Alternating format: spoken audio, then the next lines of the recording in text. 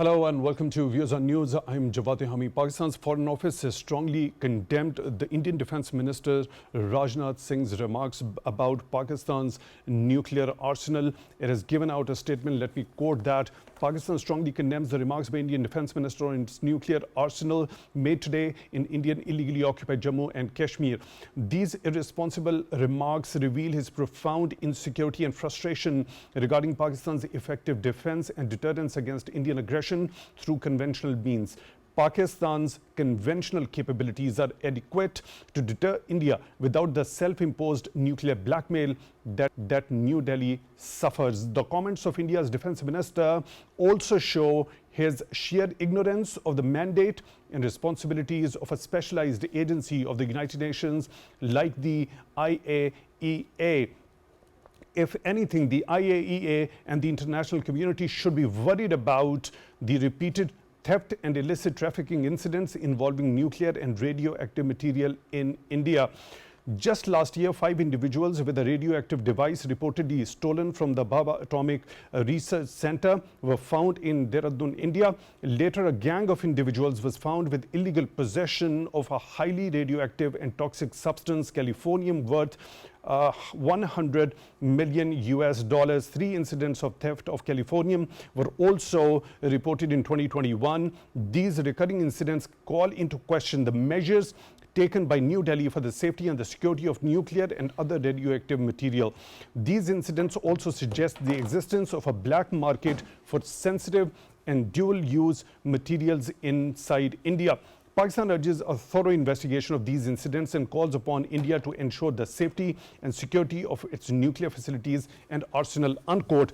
We have also seen there has been a repeated pattern of the incidents of theft and illicit trafficking of such sensitive material in India, with over 18 incidents that have been reported since 1994 up till 2021, with over 200 kgs of this fissile material missing in India. We have also seen that very statement, which is very pertinent to mention over here, by International Atomic Energy Agency's Director General Rafael Grossi about Pakistan, in which he reaffirmed the organization's commitment to working with Pakistan on its safe and secure, peaceful nuclear program.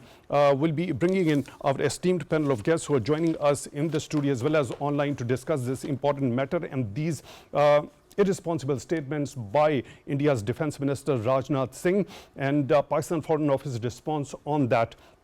In the studio, we are honored to have been joined by Mr. Hafiz Khokhar. He is international law expert, also advocates Supreme Court in Pakistan. Mr. Khokhar, thank you very much for your time, for being with us on the show tonight. Really appreciate that. In the studio, we are honored to have been joined by Mr. Naela Chohan, former ambassador, former special secretary to Foreign Affairs. And Ms. Naela, thank you very much for your time, also for being with us on the show tonight. Really appreciate that. On the video link at the same time, we are honored to have been joined by Mr. Syed Muhammad Ali, security analyst. Mr. Ali, thank you very much for your time, also for being with us on the show tonight. Really appreciate that. Mr. Khokhar, when we talk about this particular statement by India, one of the leading officials of the Indian side, how do you look when we try to view it in the context of the recent defeat of Indians in a standoff with Pakistan, befittingly responded?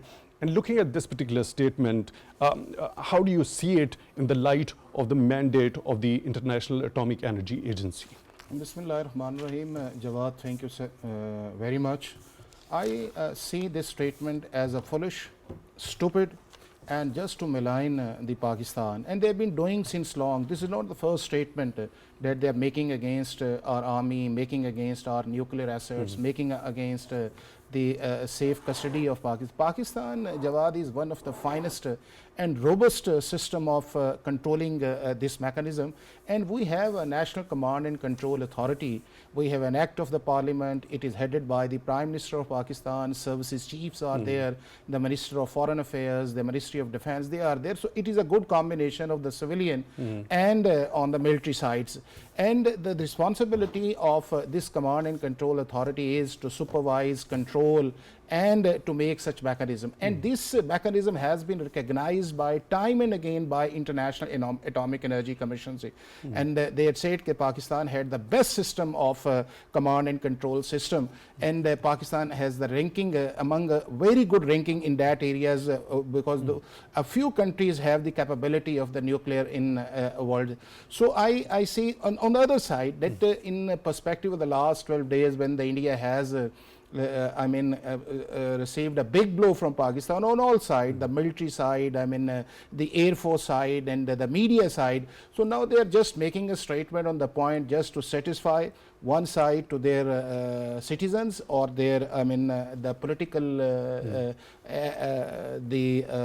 stuff in India, and other side just to divert the international community's attention on this side that Pakistan has a nuclear system and Pakistan they are in not the same. So I must say that now the world doesn't believe what they are saying on. The world doesn't believe on the Pahalgam, what they have done it. The world doesn't believe that, they are saying on the first side that we have defeated Pakistan and we have received a call and then suddenly we went on the ceasefire. So the world has realized, the Americans have realized, the European Union has realized, the Islamic countries, the neighboring countries, China, Japan, China, Bangladesh, Bhutan, Maldives, now they have realized. So now we are seeing a defeated country statement which are saying on that point of view just to divert. Otherwise Pakistan has a very good command and control system, right, and we have far better than on even on these nuclear. We have the best Air Force which we couldn't have imagine on that, that they said we had a Rafale and they went for the S-400 and Pakistan beat all these, Pakistan Air Force beat all these, our Fatah hit on all these military installations.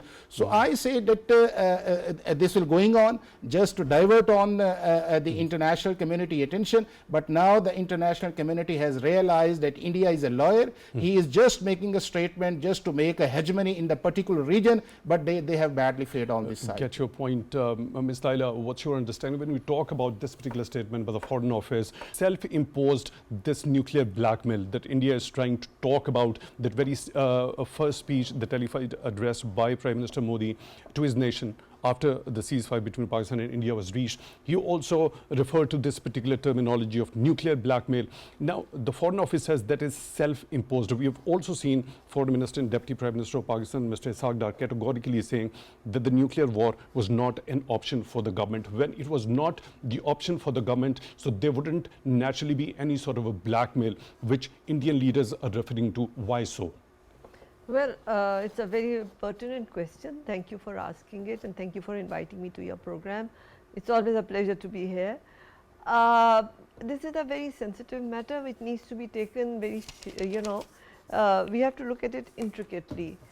Pakistan is also a member of the IAEA board. And we were elected last year, which shows to the world that we are a serious nation and that's why you were elected. That itself gives you a credential. And we have acted very responsibly, which the world recognizes. So when it comes to IAEA inspections, we have that regularly. So our systems are very well understood. The world understands that it's secure. Our national authority, National Control Authority is also very effective. So why did Mr. Modi raise this in his speech? Because they have a fear. They have a fear because they themselves are irresponsible. Which you just spoke of was Bhabha Atomic Center, BARC. This violation that you alluded to was in Bhabha, in BARC, and the material from there was found in Dehradun. So it is manifestation of their irresponsible behavior, and India has always been playing double game. They have been, doing proliferation because it's, selling all these things to certain quarters. The point is that if any allegation is made, then we would call for investigation on BARC violation and other violations that have been taking place in all these years. So, basically I think it is the defense minister's insecurity and frustration from what they suffered in Pahalgam, and now they want to distract the world because there they failed, so they want to open a new Pandora's box. But like Pahalgam, in this also they will suffer embarrassment and humiliation because all their failures will again come to the fore. So I think they should be very careful about it. Right. Mr. Syed Muhammad Ali, thank you very much for your time, for being with us on the show tonight. Really appreciate that. Looking at this statement by Rajnath Singh, there is a long list of the violations, also the theft and illicit trafficking of this fissile material in India. Starting from 1994 up till 2021, there have been over 18 incidents with 200 kgs of fissile material going missing. Does it even suit Rajnath Singh to bring into question the safety and the security of Pakistan's nuclear arsenal? Thank you for inviting me on your show. I think it's not a serious allegation, it's a very ridiculous allegation. For three reasons. My first book was on Indian nuclear program and its entire history, which was shared in over 48 countries. So let me tell you with authority that India has one of the largest and most irresponsible and insecure and unsafe nuclear program in the world. And there are three aspects that I want to share with you, which are very important for your viewers to understand. First off, India started its nuclear program and received significant nuclear technology and assistance from the West, particularly from the US and Canada. But later on, this technology was provided to India for peaceful purposes. But India diverted this technology for strategic purposes and used this technology meant for peaceful purposes to design and develop its first nuclear warhead, which it tested under the ironic name of Smiling Buddha in 1974. And again, tried to fool the world that this was a peaceful explosion. And then, as a direct consequence of this serious, deliberate Indian violation of international norms, the London Supplier Group was created to prevent such occurrences in which technology shared for peaceful purposes is utilized for strategic purposes. And then later on, this London Supplier Group became Nuclear Suppliers Group, which India wants to join now, ironically. Secondly, the entire Indian nuclear program is full of instances with a rich history of safety failures and security threats. And as you rightly pointed out, there have been several incidents which were reported by Indian media itself that fissile material was found being sold in black market or in local shops. And also, regarding their missile program, you would recall 3 years ago, once their Brahmos missile got fired and landed in Pakistani Punjab province. Later on, India apologized through back channel, of which I was also a part. And but this reflects how poor the nuclear command and control system is, not just their safety and security.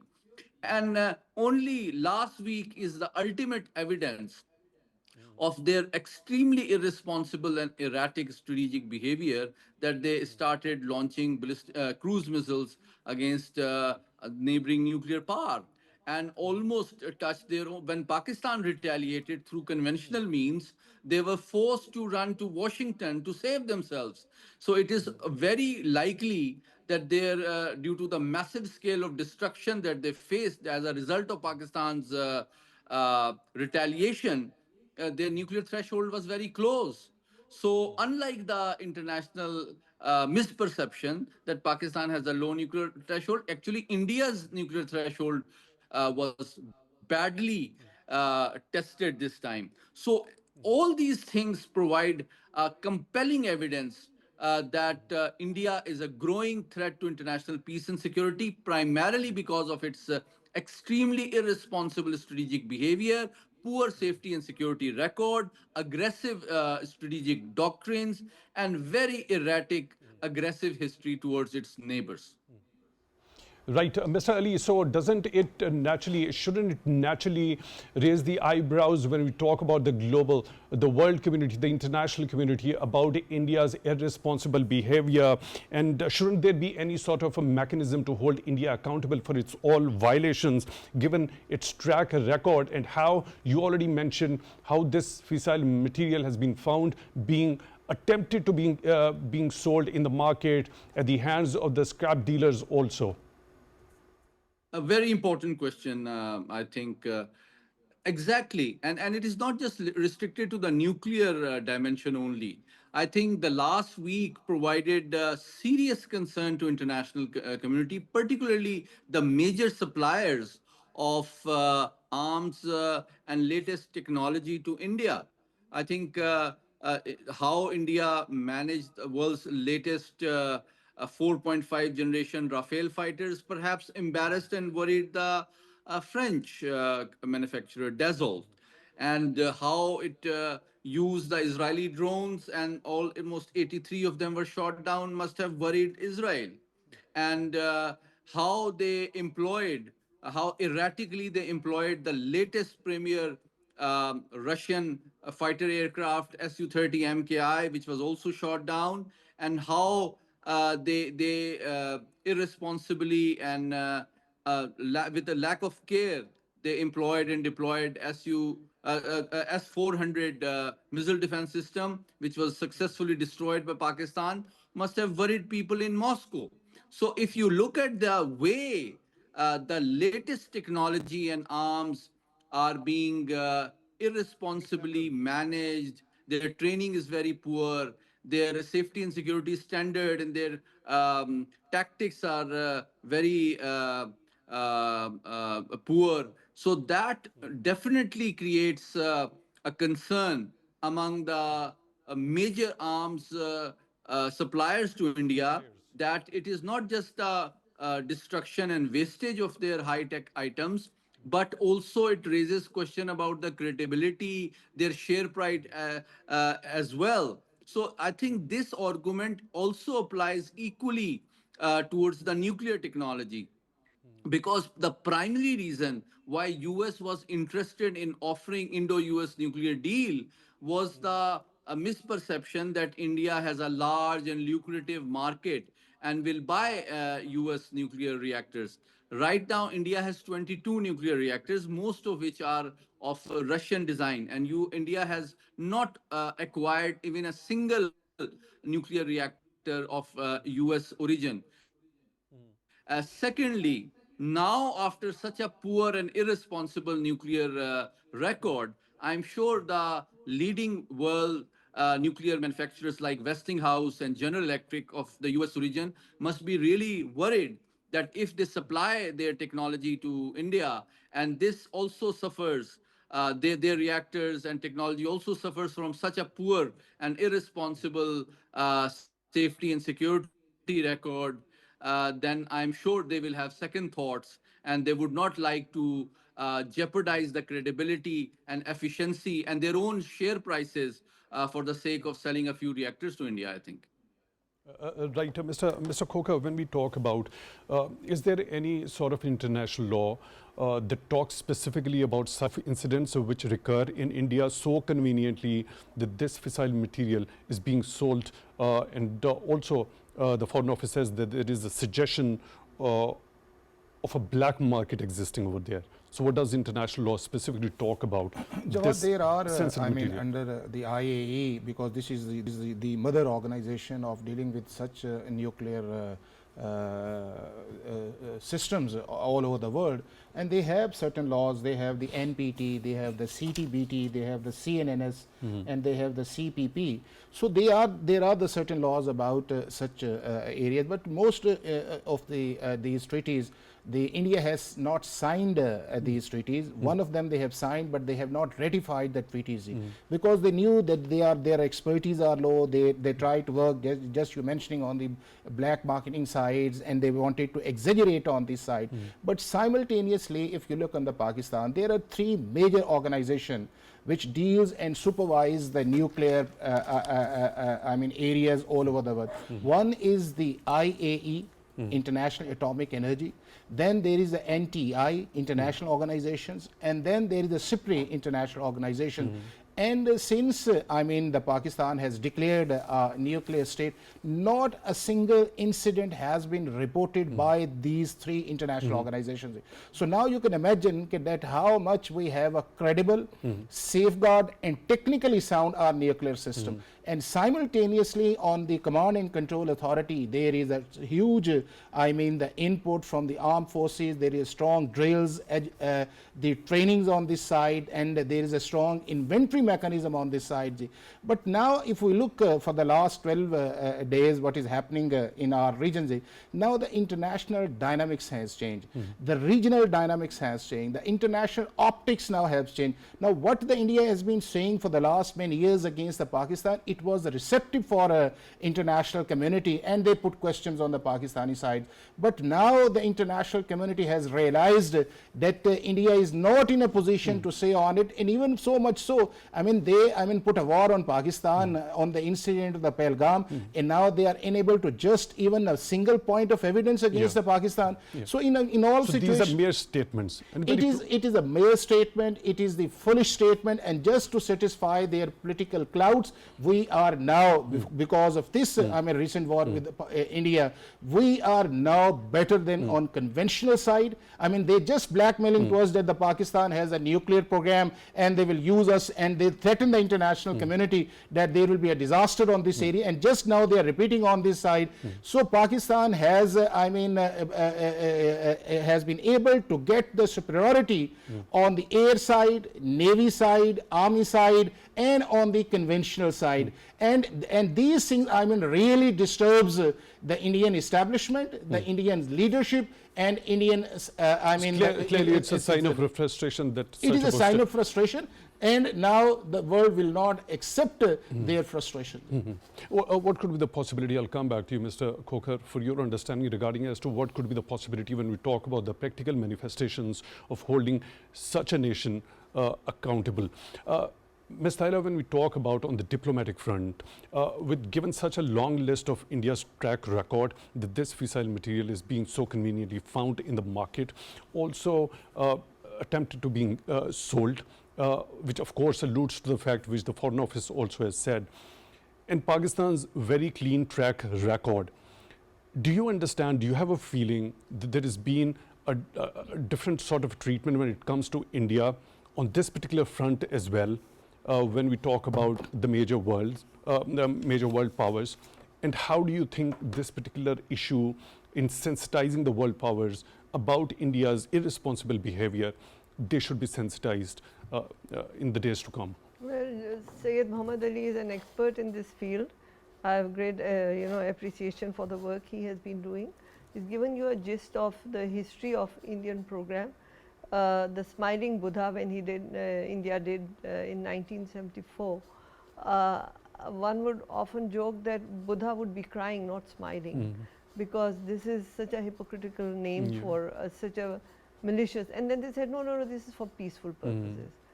At that time, the world was trying to build India against rise of China, and it has been doing it until recently. So the international community, particularly as you said, the powers that are leading powers in the international system, were supporting India's program, were providing it the materials. Even in NSG, the Nuclear Suppliers Group, India was being sold uranium and other materials to further develop its nuclear program, and the West thought that by building India's capability in this area, they would be deterring China's rise. which was a total miscalculation. And I think Pahalgam incidents has actually made the world rethink how they were looking at India, what is India's actual potential. Actually, Mr. Tehami, if you remember, when the Commonwealth Games were held in India, how unsuccessful were they? And the world was saying, oh, India can host it. They didn't even have washrooms for players there. They didn't have anything there. And the world was shocked because they were expecting it to be a mega event. And actually it failed. So time and again, when the international community entrusted India with any such responsibility, its incapability was exposed. So it barely and surely failed in that particular. They have been failing, but do you now think there is a realization, and there must be more than just realization on part of the major world powers now there is. who mistakenly trusted India? Now there is. After Pahalgam, I think the international powers are rethinking how the new international order needs to be redefined. Because deterring China or restraining China by building India, that formula hasn't worked. And by putting down Pakistan, now they're worried because Pakistan and China are very strong allies. We are iron brothers. So our strength of friendship is now a problem for India and for those who were betting on India.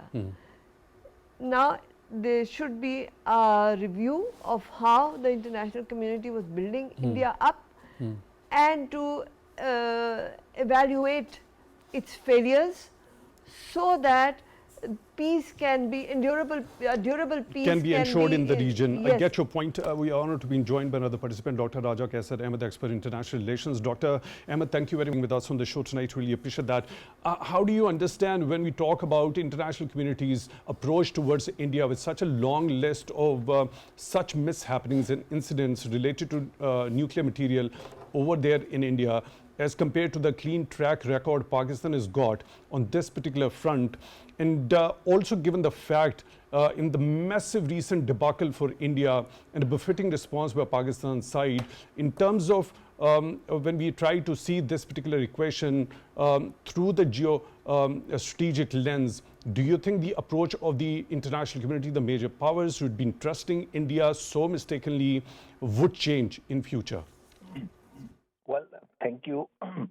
Yeah, it's a very pertinent question, and I think things they have gone,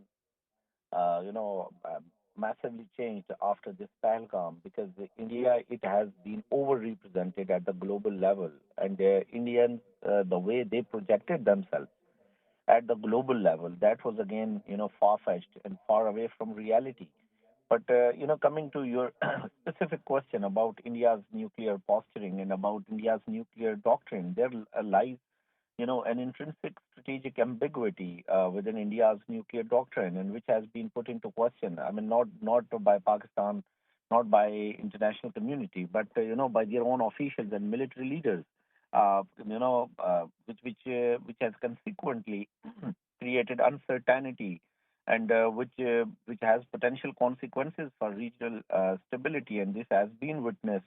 The kind of irresponsible statements their high officials and their higher ups have been, making after Pulwama, and even in this very milieu which has developed after the Pahalgam, Indians they have had maintained a very slipshod behavior, and besides that, India's refusal to sign this non-proliferation treaty, so that in itself distances India from the non-proliferation norms. So and this, I mean, very obstinate behavior has, I mean, and it could be very encouraging for other nations to pursue nuclear weapons without global accountability. And then, above all, what I believe is that the kind of politicization of nuclear capability which Indians have done, and that not over the years but over the decades, they have been, their leadership, they have been publicly referencing nuclear weapons in an aggressive rhetoric. So this culture of nuclear brinksmanship, it is absolutely and outrightly missing in India's strategic posturing. And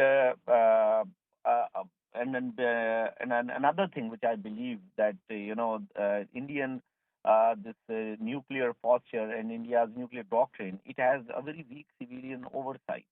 India claims itself to be a functional democracy, and which claims to have parliamentary oversight over most of the issue areas, but it lacks transparency and robust civilian oversight when it comes to their nuclear capability.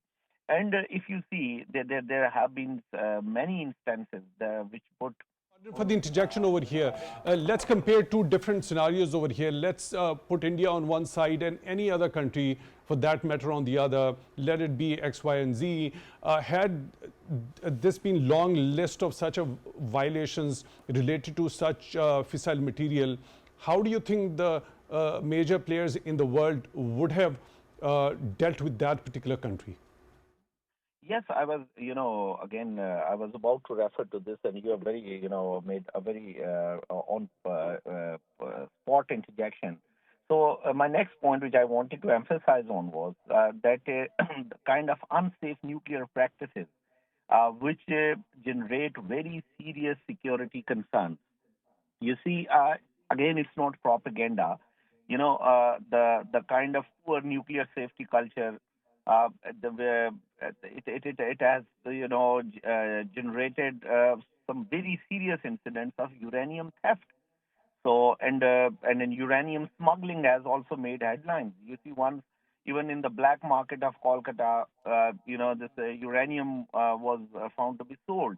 And then you see, if we could remember that the accidental launch of BrahMos. I mean, that again posed some very serious questions about Dr. Ahmed, how. I seek your pardon once again for the interjection of you. We understand there is a long track record of Indian violation on this particular front. How international community should ideally react to this particular position of India on this particular sensitive front? India has long enjoyed a preferential and exceptional treatment by the global community in the guise of an emerging economy. Indians, the international community has turned a blind eye on most of these incidents, which if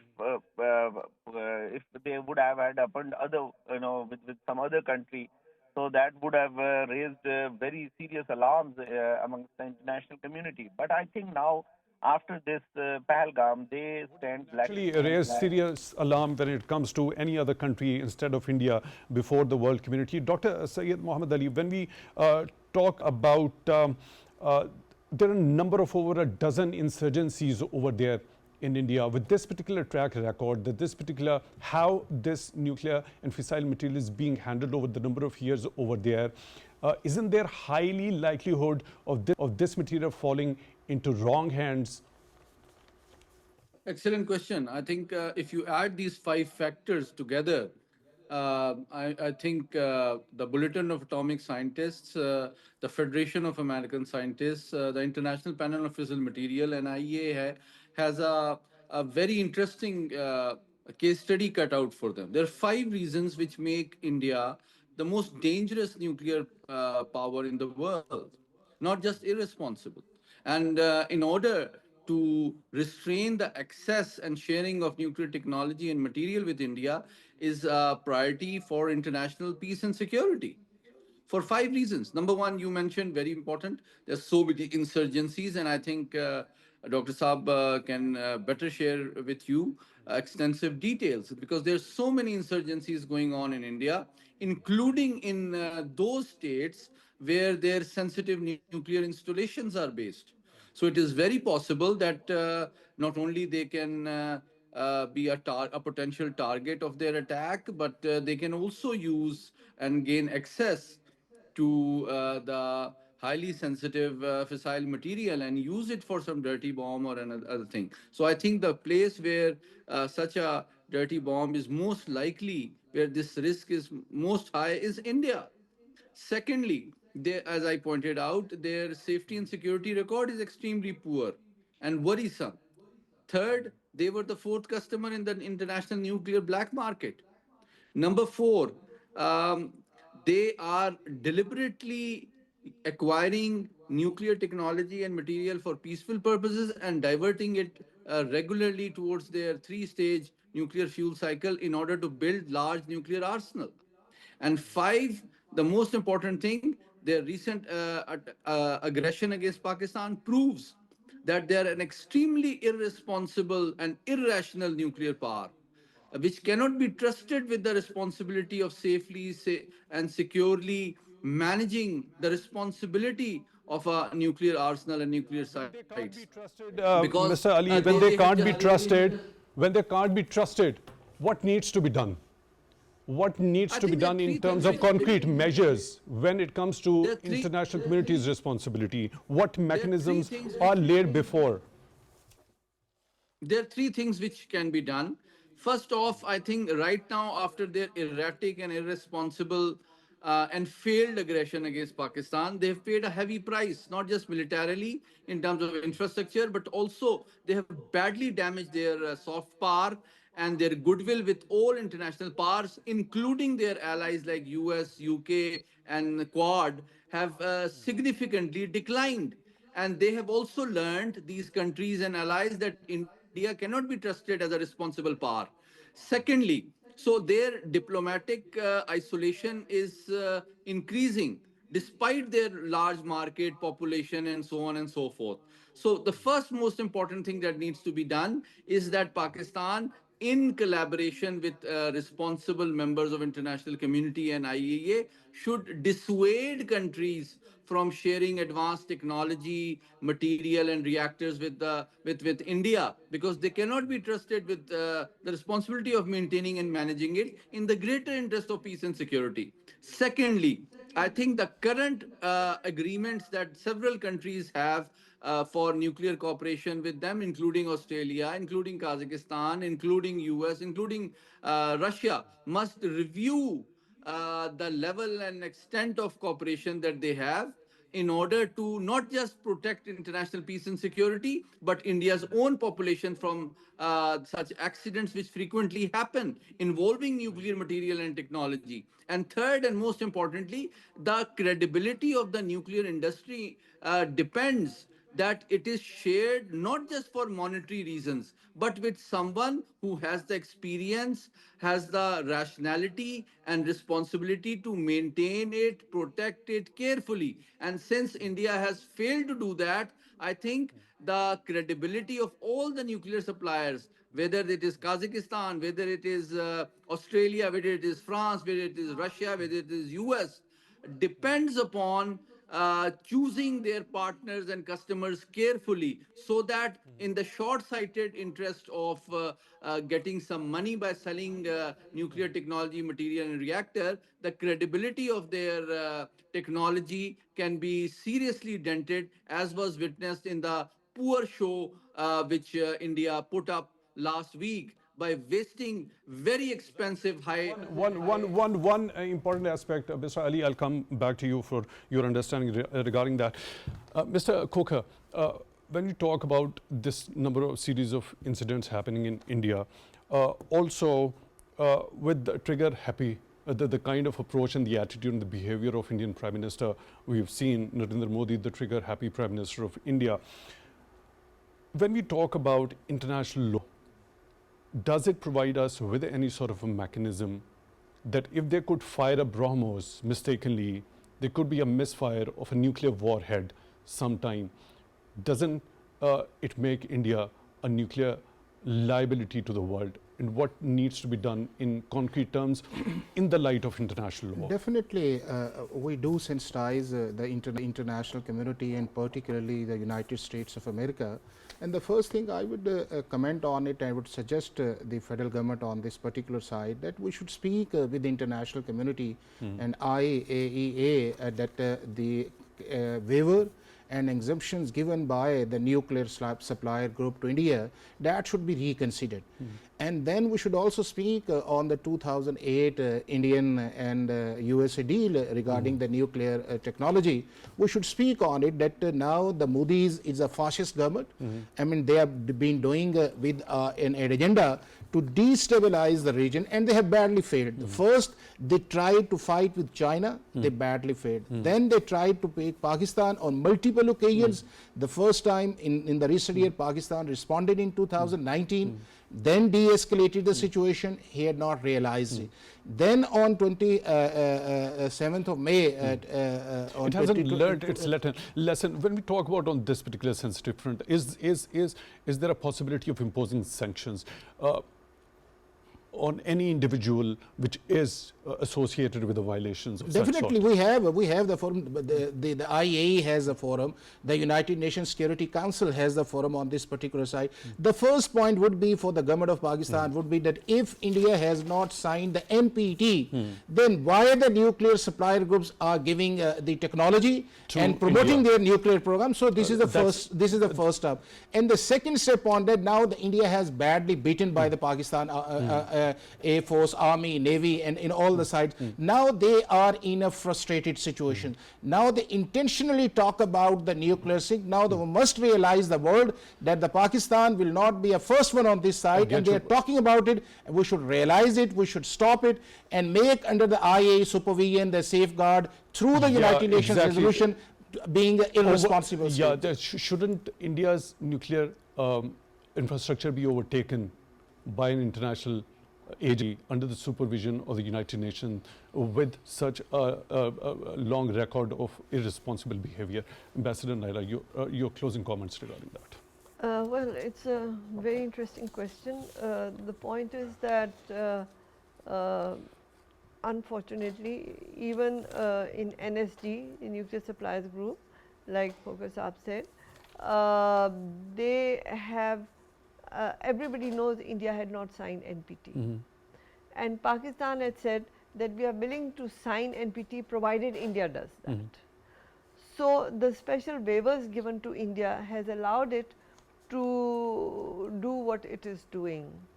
And now that Mr. Modi is using nuclear as a threat, now that India after Pahalgam is trying to play the nuclear card, the international community has to review it very seriously, and I think this matter should be addressed with utmost urgency. Mr. Pardon for the interjection over here. Unfortunately, we're short of time. Ms. Naela Chohan, former ambassador, former special secretary to foreign affairs, thank you very much for being with us on the show. Mr. Hafiz Ahsaan Khokhar, international law expert, advocate, Supreme Court, thank you very much for your time. Also on the video link, we were joined by Mr. Syed Muhammad Ali, security analyst. Mr. Ali, thank you very much for your time also for such an insightful discussion. We really appreciate that. With that, we come to the end of today's episode, and it's very important for the world major powers to note India's irresponsible behavior when it comes to the sensitive front of nuclear arsenal. Rather, the Indian Defence Minister Rajnath Singh better be able to clean his own backyard instead of pointing fingers towards Pakistan. With that note, we come to the end of today's show. Till the next one, take good care of yourselves.